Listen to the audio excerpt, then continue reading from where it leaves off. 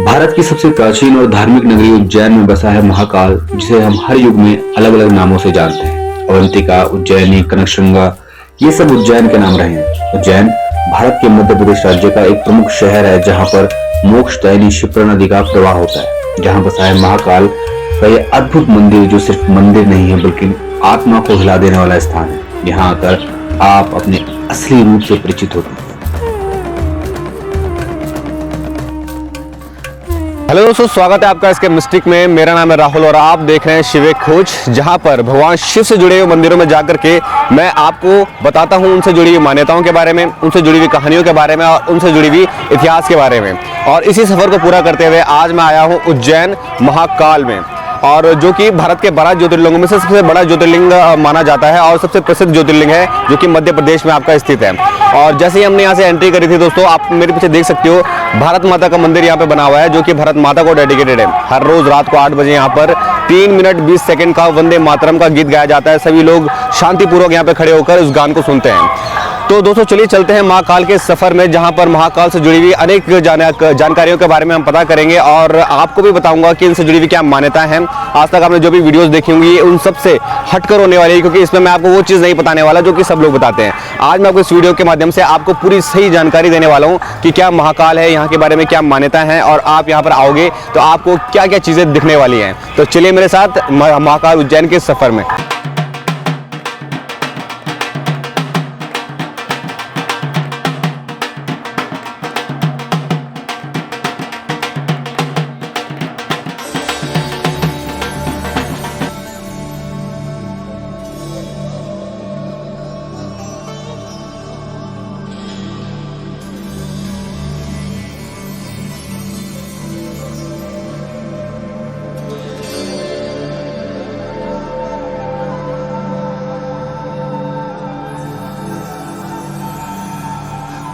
पौराणिक कथाओं में यह मंदिर 900 से 1000 साल पुराना है, जिसका निर्माण उज्जैन के एक राजा विक्रमादित्य ने करवाया था।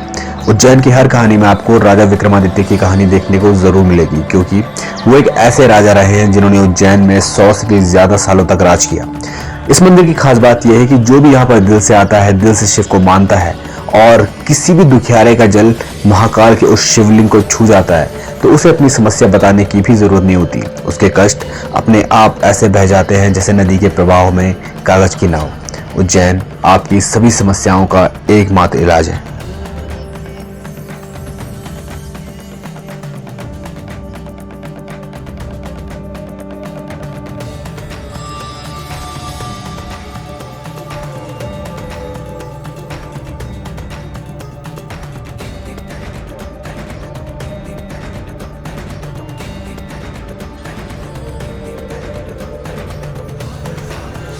दोस्तों महाकाल की महिमा अपरंपार है। माना जाता है कि भगवान शिव ने इस जगह पर दूषण नाम के एक राक्षस का वध किया था और अपने भक्तों के आग्रह पर यहाँ पर शिवलिंग स्वरूप में स्वयं विराजमान हो गए थे। कहते हैं जो महाकाल का भक्त है उसका काल भी कुछ नहीं बिगाड़ सकता। महाकाल भारत के 12 ज्योतिर्लिंगों में से एक है, जिसका स्थान तीसरे नंबर पर आता है।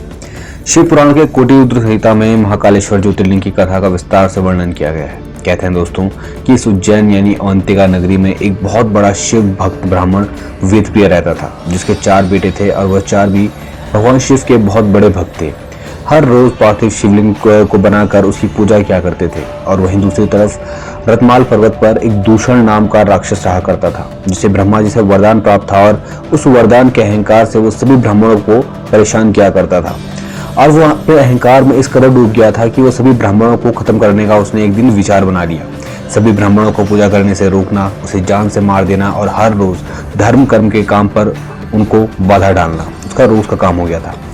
और जब बारी महर्षि वेदप्रिय और उनके बेटों की आई, तो सभी ने शिव भक्ति में समाधि ले ली और दिल से शिव को पुकारने लगे। शिव ने उनकी पुकार सुनी और जिस शिवलिंग की वो पूजा करते थे, उसी शिवलिंग से प्रकट होकर दूषण नाम के राक्षस का वध किया, सभी ब्राह्मणों का कल्याण किया। उस ब्राह्मण ने शिव से गुहार लगाई कि हे शिव, आप हमारे साथ यहीं विराजमान हो जाइए।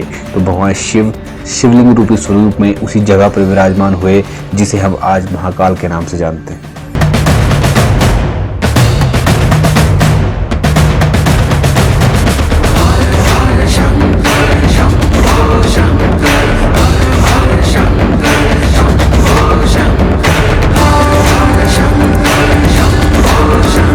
और उज्जैन की धरती इतनी पावन धरती है, यहाँ पर आपको महाकाल संबंधित अनेकों चीज़ें मिलेंगी, अनेकों मंदिर मिलेंगे, अनेकों पीठ मिलेंगे, अनेकों बहुत सारी चीज़ें आपको महाकाल से रिलेटेड मिलेगी। और उज्जैन की धरती बहुत ही धार्मिक धरती है, हर कदम पर आपको यहाँ पर भगवान के मंदिर आपको देखने को मिलेंगे।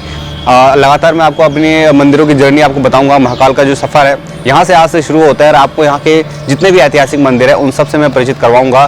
फिलहाल अभी हम जानते हैं कि जो ये महाकाल है, महाकाल में किस किस तरीके के लोग आते हैं और यहाँ पर पहले कितने लोग आते थे और आज की डेट में कितने ज़्यादा लोग यहाँ पर पहुँचते हैं। यहाँ के कुछ प्रसिद्ध मंदिरों के नाम हैं काल भैरव, गढ़कालिका, हरसिद्धि। प्राचीन काल में ये कपालिकों का बहुत बड़ा केंद्र था और उज्जैन के इस समय में जितने भी देवी देवता यहाँ पर उपस्थित हैं वो सभी कहीं न कहीं अघोर या फिर कपालिकों का मतादि केंद्र रहा है। यहाँ पर बहुत सारे मंदिर क्रम से ऐसे हैं जिनके नाम में काल आता है। काल मतलब समय, और उस काल के ऊपर जो नियंत्रण करता है वो महाकाल है। पूरे ब्रह्मांड में भगवान शिव का एकमात्र शिवलिंग ये ऐसा है जो कि दक्षिण मुखी है और दक्षिण दिशा काल की होती है। मतलब जो इसने काल को अपने बस में कर रखा है वो महाकाल है। और महाकाल के इसी स्वरूप को देखने के लिए भारत के हर कोने से दर्शनार्थी यहाँ पर पहुंचते हैं। 4-4 किलोमीटर की लाइन लगाकर ये भक्त महाकाल के एक दर्शन के लिए तरस जाते हैं। और जो लोग पैसे दे सकते हैं वो बिल्कुल महाकाल को आकर करीब से देखते हैं, और जो पैसे नहीं दे पाते वो दूर से ही महाकाल के दर्शन कर कर अपनी सारी मुरादें मांग लेते हैं। लेकिन महाकाल कोई भी पक्षपात नहीं करते। आपने उज्जैन की धरती में कदम रखा है, यहाँ पर कदम रखने मात्र से ही महाकाल ने आपके सारे दुख समझो अपने अंदर संभाल लिए हैं। दोस्तों मैं तो यहाँ पर आया था महाकाल के दर्शन करने के लिए, लेकिन जब मैं यहाँ पर आया तो मैंने दर्शन किए भगवान श्री हनुमान जी के और नंदी जी के, गणेश जी के और तमाम उन किरदारों के जो कि शिव महापुराण के किरदार हैं। अगर आपने कभी महाशिव पुराण पढ़ी है तो आपको उनके किरदारों से बखूबी परिचित होंगे। तो यहाँ पर जितने भी किरदार ये बने हुए हैं ये सब बने हुए हैं महाकाल कॉरिडोर में, जिसका शुभारंभ 2019 में प्रधानमंत्री मोदी के द्वारा कराया गया था। और यहाँ पर 1 एकड़ में फैला ये जो महाकाल कॉरिडोर है अब ये 30 एकड़ में बनने जा रहा है और इसका भी पहला चरण बना है, दूसरा चरण अभी ये बनेगा। तो आप यहाँ पर जब भी आओगे आपको फील होगा, एक वाइब महसूस होगी कि महाकाल के अंदर जब भी आप आए हो आपको यहाँ पे ओम का साउंड आपको सुनाई देता रहा होगा। अगर आपको अभी भी साउंड आ रहा है तो आप हमें कमेंट में लिख के जरूर बताइए। मुगलों के शासन काल में 11वीं सदी में तुर्की शासक इल्तुतमिश ने महाकाल मंदिर और यहाँ की ऐतिहासिक धरोहरें नष्ट करवा दी थी, जिसके बाद हिंदू राजाओं ने फिर से इसका निर्माण करवाया। महाकाल की मान्यताएं इतनी थी कि 7 समुद्र पार से लोग महाकाल के दर्शन के लिए आते थे, लेकिन उस वक्त दर्शनार्थियों की संख्या ज्यादा थी और महाकाल में व्यवस्थाएं कम। इस समस्या को देखते हुए प्रधानमंत्री मोदी जी ने यहाँ पर महाकाल कॉरिडोर बनाने का निश्चय किया और अभी 11 अक्टूबर 2022 को प्रधानमंत्री मोदी के द्वारा इस भव्य कॉरिडोर का उद्घाटन हुआ है, जिसमें शिव महापुराण के सभी किरदारों का भव्य वर्णन और चित्रण है। अभी पहले चरण का उद्घाटन हुआ है जिसकी लागत 350 करोड़ है और दूसरे चरण का कॉरिडोर का काम अभी जारी है जिसमें 450 करोड़ रुपए का एस्टिमेट आया है। यह पूरा कॉरिडोर 900 मीटर लंबा है जिसमें शिव विवाह, त्रिपुरासुर वध, शिव पुराण और शिव तांडव स्वरूप जैसे भगवान शिव से संबंधित कहानियों को दर्शाते हुए 108 भक्ति चित्र और 93 मूर्तियां हैं जो भगवान शिव के अनेक स्वरूपों को दर्शाती है। राजस्थान के बंसी पहाड़पुर से मंगाए गए खास बलुआ पत्थर यहाँ पर लगाए गए हैं। राजस्थान, गुजरात और ओडिशा के कलाकारों ने इस कॉरिडोर को तैयार किया है। इस भीड़ को देखकर आप अंदाजा लगा सकते हो कि महाकाल के जो भक्त हैं वो कितने अद्भुत हैं, कितने दूर दूर से लोग यहाँ पर आए हैं महाकाल को देखने, महाकाल के दर्शन करने के लिए। और न जाने कितने लंबी कतारें 4-4 घंटे की लाइनों में लगकर महाकाल के केवल एक दर्शन के लिए ये भक्त एकदम उतावले हुए पड़े हैं। तो महाकाल एक नाम है जो कि पूरे संसार भर में, विश्व भर में प्रसिद्ध है। महाकाल मंदिर के ऊपर गर्भगृह में ओमकारेश्वर शिव की मूर्ति प्रतिष्ठित है। गर्भगृह के पश्चिम और उत्तर और पूर्व में गणेश, पार्वती और कार्तिकी के चित्र स्थापित है। दक्षिण में नंदी की प्रतिमा है और तीसरी मंजिल पर नागचंद्रेश्वर की मूर्ति केवल नाग पंचमी के दिन दर्शन के लिए खुलती है। पाताल में, आकाश में, धरती पे तीनों जगह शिवलिंग। ये विशेषता है ज्योतिर्लिंग की, महाकाल बाबा की। ये तीनों जगह स्वयंभू है। और जो साक्षी गोपाल जी का मंदिर, उसमें क्या होता है कि जैसे हरि और हर, तो आपने हर हर महादेव अगर आपने अंदर दर्शन किए तो श्री हरि ऊपर बैठे हुए, आप उनसे बोल के आएंगे कि हम आए थे दर्शन करने, आप इसके साक्षी बने रहना। वही साक्ष वहाँ जाता है, फिर आपकी मनोकामना पूरी है। और मैं तो चाहता हूँ कि एक बार अपने दिल पे हाथ रख के सीधे सीधे सीधे सीधे एक बार उज्जैन में आके पधारो। जितने काम रुके हुए हैं, जितने काम नहीं हो रहे हैं, सारे काम आपके सफल होंगे।